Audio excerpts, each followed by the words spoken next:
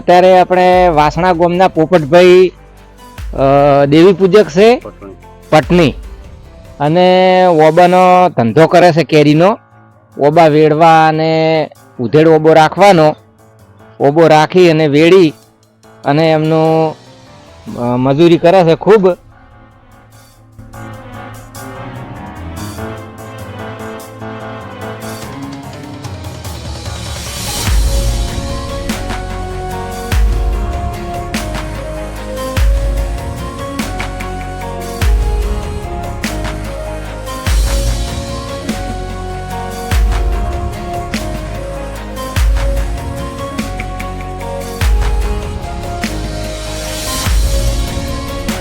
અને એમનું ગુજરાન ચલાવે છે. ઓબાના વેપારી જ છે કોણ.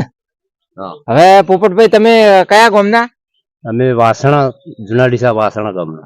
અને તમારો ધંધો આ કેરીનો જ છે ઠેઠ બાપ દાદા વખતનો? જૂનો ધંધો. ઓબા રાખવાનો, ઓબા વેડવા અને વેચવા. એટલે પકવાડતા હશો ને? પકવાડી.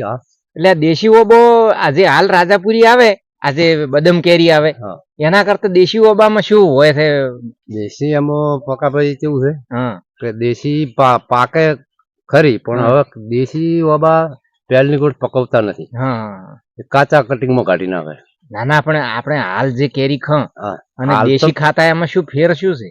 દેશીમાં ને એમાં તો રાત દાડો નો ફેર હોય ને, રાત દિવસ નો ફેર હોય. હાલની કેરી કરતા જે દેશી કેરી છે એ મજા આવતી ખાવાની મજા આવતી. આપણે જે આ કેરી હાક પડતી અને દેશી કેરી પકવતા, એ કેવી રીતની પકવતા અને શેમાં રાખતા ને પાકતી કેરી? એમાં કેવું છે કે વખાર રાખતા. વખાર એટલે કોઈ પત્રની વખાર, અને દેશી કેરી હાખો પડે એટલે બટી, અને અહીંયા લાવતા ભાખરમ થી ખાખરો, બરોબર. પંતા થી કેરી ઝડપી પાકતી અને મીઠાશ અને મીઠી મધ જેવી થતી કેરી, અને ખાતો આપણને કોઈ નુકસાન ના થાય. અને અત્યારે જે આ કેરી પકવે છે, અત્યારે જે તમે તો પકવવાનું બંધ જ કર્યું છે કોણ, પણ અત્યારે જે બીજા પકવે છે એ કેવી રીતે પકવે? કેમિકલ વાળું છે, કેમિકલ ઉપર. એટલે મોલે આપડે ખાતો નુકસાન તો ખરી જ ને. કેરી 150 રૂપિયા ભાવની લઈને ખાઈ અને રોગ પેદા કરવો, એવું જ છે ને. એવું એના કરતા ઘરે મૂલ્ય પકવી અને ખેડૂત તો એના ઘર પૂરતી પકવીને રાખે તો મૂલ્ય સારું ખાવા છોકરા માટે ચાલે. હવે આ ઓબો તમે આવો ઓબો છે અને તમને મારી બીકે નહીં લાગતી કે આ ઝાડ ભાજી જાય? આ ઠેઠનો તમારો વિષય જ છે? હા, એ તો અમુક ટેવાઈ ગયેલા ખરી. અને દોડ બોધીને ઉપર ચડી જો દોડે ના કે અમુક આ ઓબો થાવ પોલો જ આવે ને. પોલો આ ડાળા નહીં બટકાઈ ગયા. હવે આ વખતે ભાવ કેવા રહે કેરીના? હવે એમાં પકાભાઈ કાચામાં તો સારો ભાવ છે, પણ પાકામાં હજી કોઈ ખ્યાલ ના પડે. હજી મહિના કડે ખબર પડે. બટાકામાં તો. અને અત્યારે તમે આ જે કાચું કટિંગ આ જે આ કેરી પાડી છે આ બધી, એ અત્યારે ચો જાય આ બધું કેરી? કચુંબર માં જાય. કચુંબર માં.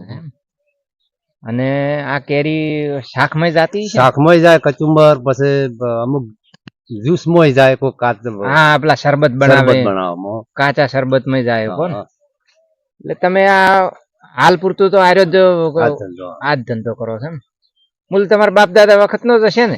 હવે કોઈને ઓબા હાલવા હોય અને હારો ઓબો આવેલો હોય ને કે અહીંયા ખેડૂત ને ઓબો ઉભો હોય અને હાલવો હોય તો તમારો નંબર બોલો, સંપર્ક કરો. હા, તમે પોપટભાઈ નો સંપર્ક કરજો.